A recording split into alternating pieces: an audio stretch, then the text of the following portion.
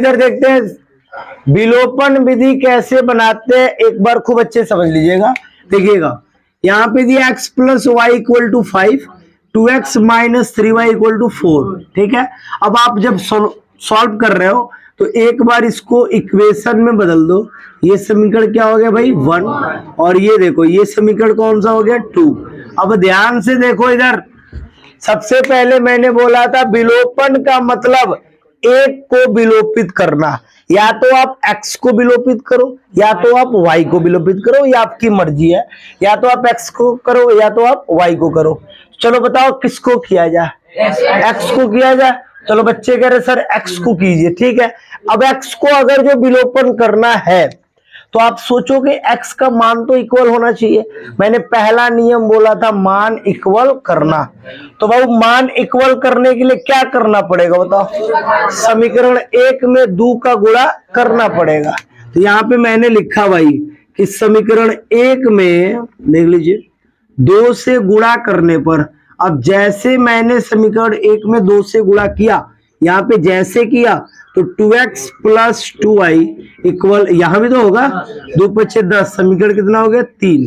अब आप ध्यान से देखिए, जो समीकरण एक था वही समीकरण किसमें बदल गया 3 में बदल गया। एक का तो कहानी खत्म हो गया, अब बचा 2 और 3।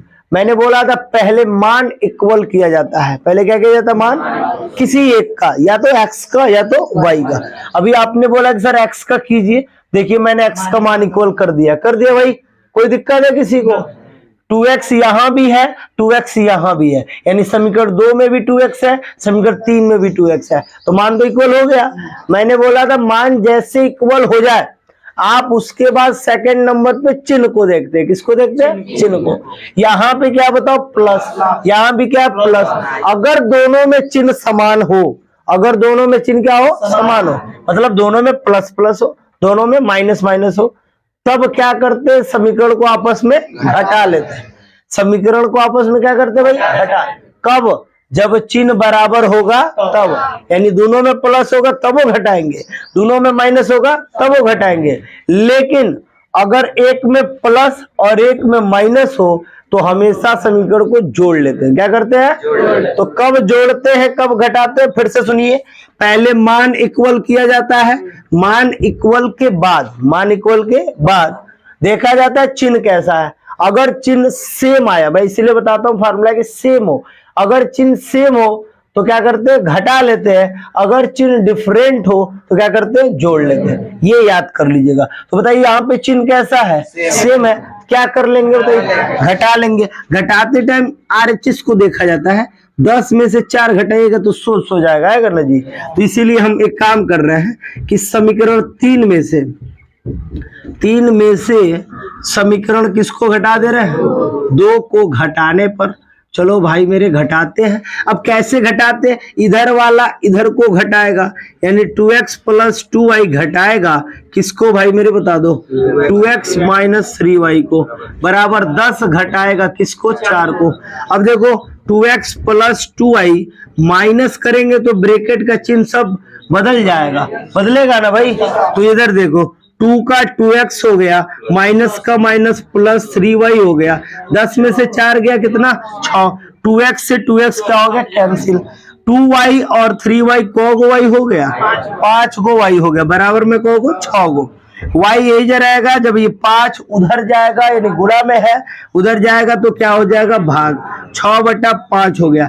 आप देख सकते हैं 6/5 जो मान आया है, इस मान को ले चल के अब हम किसी भी समीकरण में रख सकते हैं, किसी भी समीकरण में। 1 2 3 समीकरण है, सबसे आसान समीकरण कौन है बताइए, सबसे आसान समीकरण कौन दिख रहा है, 1। तो जो सबसे आसान है उसी में ले जाकर मान को हम रखेंगे। चलिए तो क्या लिखने वाले हैं, लिखेंगे y बराबर 6/5 समीकरण 1 में, कहां पे, समीकरण 1 में रखने पर। अब भाई जो छोटा है उसी में रख देते हैं ले चल के, ठीक है। तो x का देखिए, x प्लस वाई इक्वल्स क्या दिया भाई 5, x का तो ठीक है, y का मान 6/5 बराबर खाली 5, ये प्लस में है, और जब इस लाइन के उस पर जाएगा, लाइन है ना, तो x बराबर 5 माइनस ये प्लस में उधर जाएगा तो क्या माइनस में हो जाएगा। अब आपको पता है यहाँ पे बटा में 1 लेते हैं, दोनों का लसा क्या होगा 5, 5 पचे क्या हो गया 25 माइनस 5 से 5 कट के कितना बचा 6, 25 में से 6 घटेगा बताओ भाई, 19 बटा में क्या आ गया 5। तो आप देख सकते हैं ये आपका x और y का मान आ गया। कोई दिक्कत है किसी को? विलोपन का मतलब क्या है? किसी एक को विलोपित करना। यहाँ पे किसी एक को मैंने विलोपित किया, देखिए x को मैंने क्या कर दिया था विलोपित, और y का मान निकाल लिया। अगर जो लड़के क्या होते सर y को विलोपित कीजिए तो किसका मान निकल के आता? x का मान निकल के आता। जो भी मान निकल के आएगा, अब समझ लो x को विलोपित करेंगे तो y का निकल के आएगा, अब y को ले जाके फिर से रख देंगे तो किसका मान आ जाएगा? x का आ जाएगा। मतलब टारगेट ही क्या है कि x और y का मान क्या करना है? ज्ञात करना है। तो इसको नोट कीजिए तुरंत। इन सवालों को कितने विधि से बनाया जा सकता है जी? इसी सवालों को 3 विधि से। कितने विधि से? एक होता है प्रतिस्थापन विधि, वज्र गुणन विधि, जो कि आपके में हटा दिया गया है, लेकिन बहुत ही बढ़िया विधि होता है वज्र गुणन। मैं बताऊंगा, सब आप लोगों को बताऊंगा, घबराए मत, किताब खत्म कर मैं नहीं। इधर देखिएगा, एक सवाल है यहाँ बच्चे देखेंगे, सवाल है आप एक 2x + 3y = 16 और दे दिया 3x - 2y = 0 को विलोपन विधि से हल कीजिए। किस विधि से हल करना है भाई?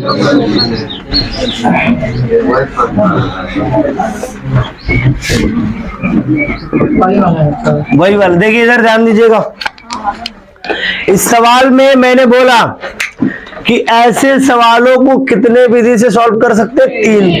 एक तो आपके पास विलोपन विधि है, विलोपन विधि में हम एक को कटा देते हैं, एक को विलोपित कर देते हैं, दूसरे का मान निकाल लेते हैं, ठीक है। अगर जो प्रतिस्थापन की बात की जाए तो उसमें एक अज्ञात राशि निकालने की बात होती है, खैर वो मैं अभी आपको पढ़ाया नहीं, पढ़ाऊंगा तो बताऊंगा। वज्र गुणन भी होता है। तो इस सवाल को कितने विधि से बना सकते हैं बच्चे? 3 विधि से। एक तो हो गया विलोपन विधि, प्रतिस्थापन विधि, वज्र गुणन विधि।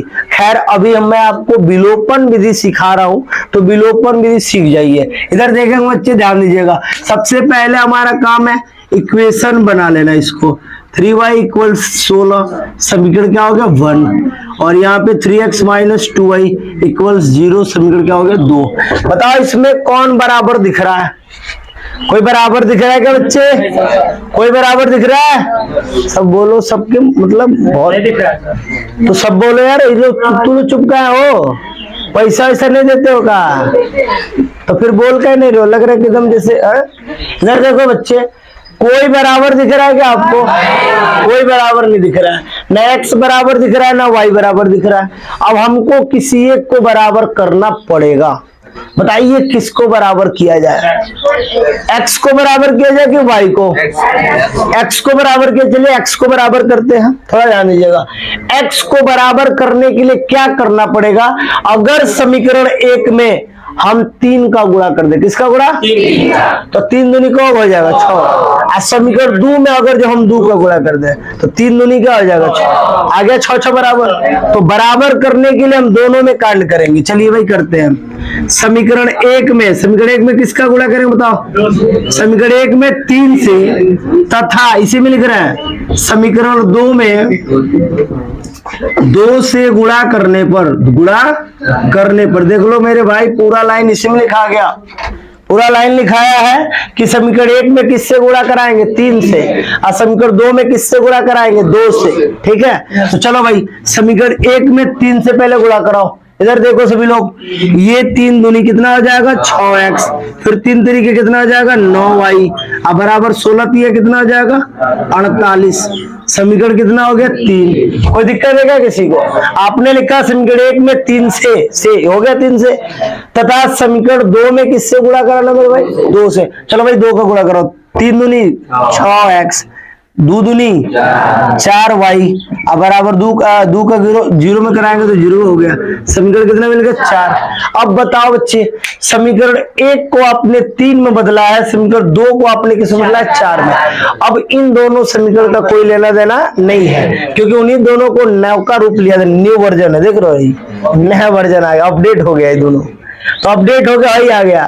तो जब आया है तो इसमें हमको 6x का दिख रहा है। मैंने बोला था फर्स्ट रूल होता है विलोपन विधि का, पहले क्या करना होता है, बराबर, किसी एक वैल्यू को बराबर कर लो, और जिस वैल्यू को तुम बराबर करोगे चिन्ह उसी का देखना है, दूसरे वाले से कोई लेना देना नहीं है। तो बताओ इसमें क्या है प्लस, इसमें क्या है प्लस, अबे दोनों में प्लस है यार, 6 के पहले प्लस है, 6 के पहले प्लस है, हमको बस पहले से मतलब है। एक बात बताओ बच्चे, जब 6x भी प्लस में है, यहां भी 6x प्लस में है, जब चिन्ह सेम है तो क्या होगा, घटा लेंगे। क्या करेंगे, मैंने बोला है कि जब चिन्ह सेम हो तो घटा लेंगे, और जब चिन्ह डिफरेंट हो तो जोड़ लेंगे। तो जोड़ यहाँ पे घटा लेते, यहाँ समीकरण 3 में से देखते रहो मेरे भाई, समीकरण 3 में से 4 को घटाने पर, समीकरण 3 में से समीकरण 4 को लिख रहे हैं, ये तो कई समझ क्या है 4, समीकरण 4 को घटाने पर, चलो भाई घटाते हैं। कैसे घटाते देखो, 6x प्लस 9y लिखा जाएगा, ठीक है, एक ब्रैकेट में, अब माइनस घटाएंगे इसको, 6x माइनस 4y बराबर 48 में से किसको घटाएंगे, 0 को घटाएंगे ना भाई। इधर देखो 6x प्लस 9y है, जब माइनस से तोड़ फोड़ देंगे तो क्या होगा, तोड़ेंगे तो पक्का चिन्ह का हो जाएगा, बदल जाएगा, बदल गया ना। इधर तो 48 से बचा, 6x से 6x क्या हो गया, मैंने बोला था ना जिसको घटाने का सोचेंगे उसका मान बराबर करके घटाना ही है। 9y और 4y कितना y हो गया, 13y हो गया।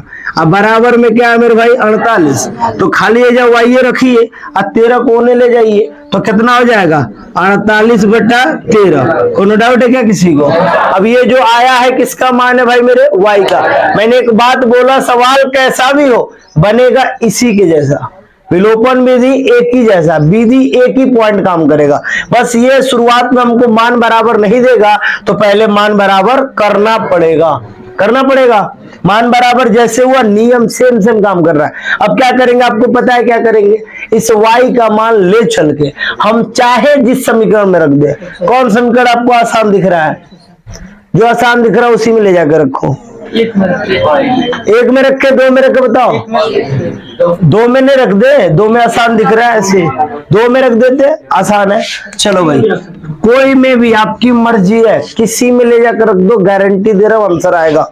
चलो मैं लिख रहा हूं y बराबर कितना आया था भाई 48/13, समीकरण किसमें 2 में रखने पर। चलो मेरे भाई 2 में रख के दिखाते हैं।